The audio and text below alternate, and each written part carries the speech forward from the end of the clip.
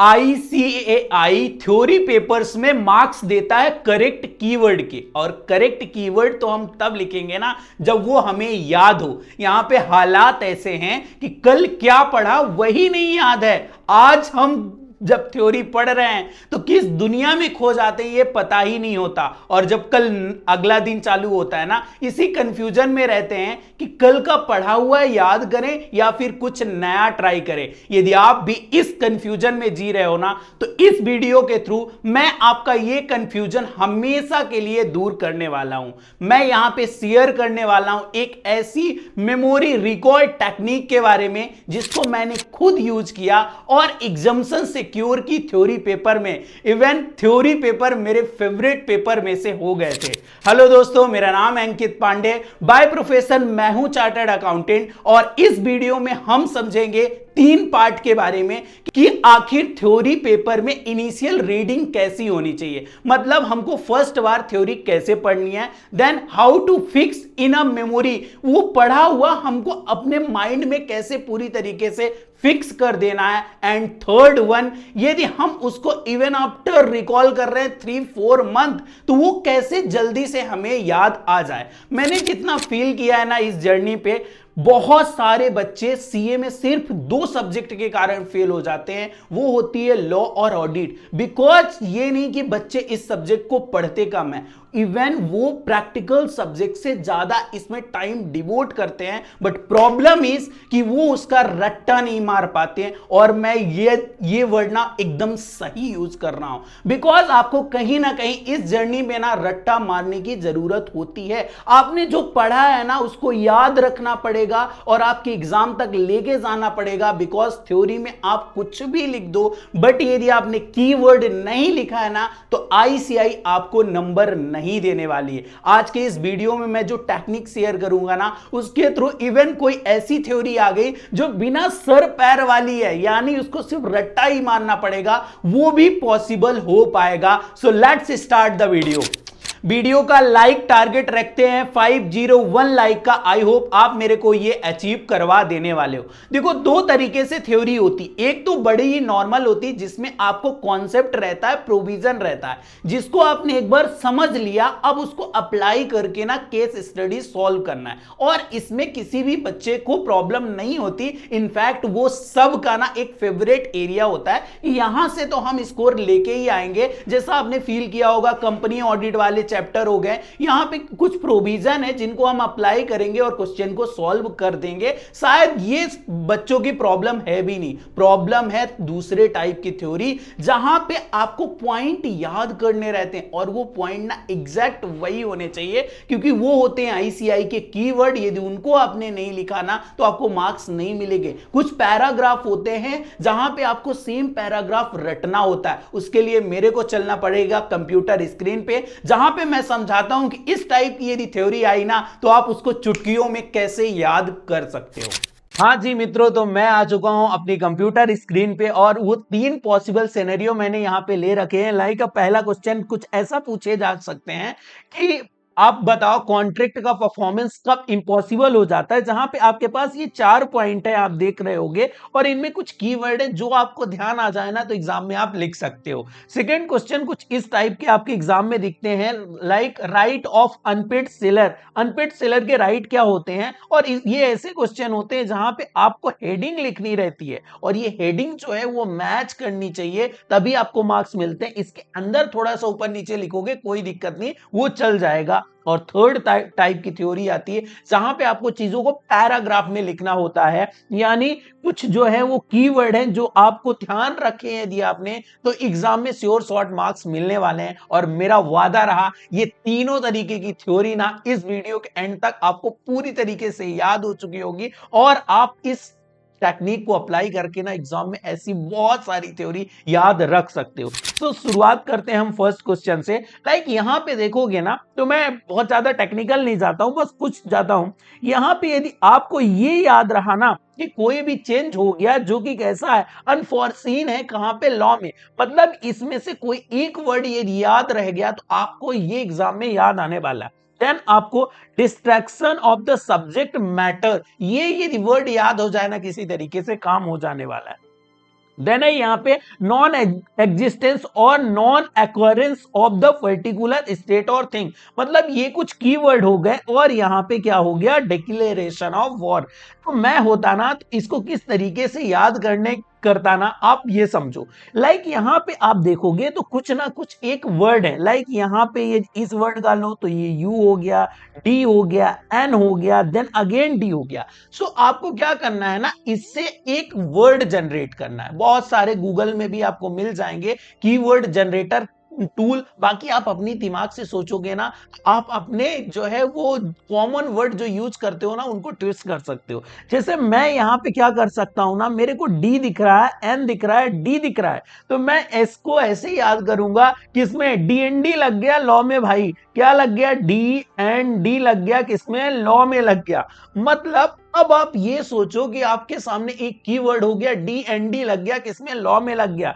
मतलब डी से क्या हो गया, डिस्ट्रक्शन हो गया, एन से नॉन एग्जिस्टेंट नॉन अकरेंस हो गया, डी से डिक्लेरेशन ऑफ वॉर हो गया और चेंज इन लॉ हो गया। मतलब आप देखो आपके सामने इतनी बड़ी थ्योरी थी बट अब बहुत छोटी बन गई, D N D in law. अब इसको आपको कैसे याद करना है मैं सेकंड पार्ट के वीडियो में बताने वाला हूं कि इसको इतनी बार हम मल्टीपल टाइम रिपीट कर देंगे कि ये ऑटोमेटिक याद हो जाने वाला है। ऐसे ही हम ये सेकंड क्वेश्चन में देखें तो सेकंड क्वेश्चन में आपको क्या बताया गया है कि यहाँ पे अनफिट सेलर के राइट क्या होते हैं। अब ये पूरे के पूरे क्या है, आपकी हेडिंग यहाँ पे दी हुई। अब इन हेडिंग को याद रखना जरूरी है, तभी जाके आप एग्जाम में ये एग्जैक्ट कॉपी पेस्ट कर पाओगे। तो यहाँ पे ना आपको कुछ स्टोरी लाइन क्रिएट करने की जरूरत होती है। लाइक आप देखोगे तो जहां पे कोई भी ऐसा गुड्स है जो पेरिसेबल नेचर का हो तो हम क्या कर सकते हैं, बायर को नोटिस देके उसको रीसेल कर सकते हैं। देन थर्ड क्या है, हम राइट यूज कर सकते हैं किसका, लीन का या फिर स्टॉपेज इन ट्रांजिट। और थर्ड है रीसेल कर सकते हैं यदि एक्सप्रेसली रिजर्व्ड है इन कॉन्ट्रैक्ट। ठीक है, ये कुछ वर्ड हो गए। आप कुछ ना इसको ऐसे याद कर सकते हो, लाइक एक पूरी की पूरी जो है इसके आसपास ना स्टोरी बिल्ड कर सकते हो कि हम कौन से शॉपकीपर हैं। हम जो है ऐसी शॉप लगाते हैं जहां पे हमारे पास फ्रूट्स रहते हैं। फ्रूट्स क्या होते हैं, पेरिसेबल नेचर के होते हैं। फ्रूट्स होते हैं पेरिसेबल नेचर को, हम उनको रीसेल कर सकते हैं किसको, नोटिस देके बायर को। देन इसके बाद हम या तो उसमें क्या राइट यूज कर सकते हैं, लीन या स्टॉपेज इन ट्रांजिट का। और यहां पे हम जो है वो expressly reserved in the contract, यानी राइट ऑफ रीसेल जो है वो डायरेक्टली लिखा हुआ है कॉन्ट्रैक्ट में। सो इस तरीके से आप यदि एक स्टोरी बिल्ड करोगे ना तो बहुत अच्छे से, जब भी इसको याद कर रहे हो शांत मन से ये करना कि हाँ, राइट ऑफ अनपेड सेलर क्या हो सकता है, एक वो गुड्स होनी चाहिए पेरिसेबल नेचर की। गुड्स यदि पेरिसेबल नेचर की है तो हम नोटिस देंगे और नोटिस के बाद हम उसको रीसेल कर सकते हैं। ठीक है, देन एक्स के बाद जो है वो हम या तो पावर एक्सरसाइज कर सकते हैं किसका, लीन का और स्टॉप इन ट्रांजिट का। और ये सारा जो है वो राइट कहां से आता है, ये एक्सप्रेसली रिजर्व्ड है in the contract of sale. मतलब एक स्टोरी बिल्ड हो गई जहां पे आपके चारों पॉइंट हो गए कि भाई तेरे को पता है मैं ना एक फ्रूट की दुकान चलाता था जो कि पेरिसेबल होता था, उससे आप पेरिसेबल वाले उसको लिख लोगे। देन इसके बाद हम नोटिस देके उसको रीसेल कर सकते हैं। देन यदि सेल नहीं हुआ ना तो हम उसको स्टॉप इन ट्रांजिट कर सकते हैं या फिर लीन का जो है यूज कर सकते हैं। और ये सारी चीजें ना स्पेशली कॉन्ट्रैक्ट पे रिटर्न होनी चाहिए। एक पूरा तरीके से क्या हो गया, स्टोरी बिल्ड हो गया। और इस तरीके से हर एक थ्योरी जो ऐसी आ रही है ना उसमें आप यूज कर सकते हो। थर्ड टाइप हो गया जहां पे आपको पैराग्राफ में कोई भी चीज याद करनी रह रही। अब यहाँ पे ना कीवर्ड होते हैं, लाइक डेजिग्नेटेड पार्टनर कौन हो सकता है, कम से कम एटलीस्ट 2। तो ये वर्ड आपके आंसर में आना चाहिए। इसके बाद आना चाहिए कि वो क्या हो, या तो वो इंडिविजुअल हो, ठीक है, यानी या तो वो इंडिविजुअल हो सकता है या कंपनी हो सकता है, और वो रेसिडेंट इन इंडिया होना चाहिए। ठीक है, फिर नीचे वो बताया गया है बॉडी कॉर्पोरेट होना चाहिए, ठीक है, या इंडिविजुअल होना चाहिए या बॉडी कॉर्पोरेट होना चाहिए। मतलब यहाँ पे 2-3 कीवर्ड है कि कोई डेजिग्नेटेड पार्टनर होगा ना भाई तो वहां पे क्या 2 आदमी होने चाहिए। वो 2 आदमी में कौन होना, इंडिविजुअल भी चल जाएगा, बॉडी कॉर्पोरेट भी चल जाएगा, बस वो क्या होना चाहिए, रेसिडेंट इन इंडिया होना चाहिए। बस ये हमने याद कर लिया ना तो बहुत ज्यादा पूरा का पूरा रट्टा नहीं मारा। जब भी आप आंसर फ्रेम कर रहे हो ये कीवर्ड आ गए ना आपके आंसर में तो आपको पूरे पूरे मार्क्स मिलने वाले हैं।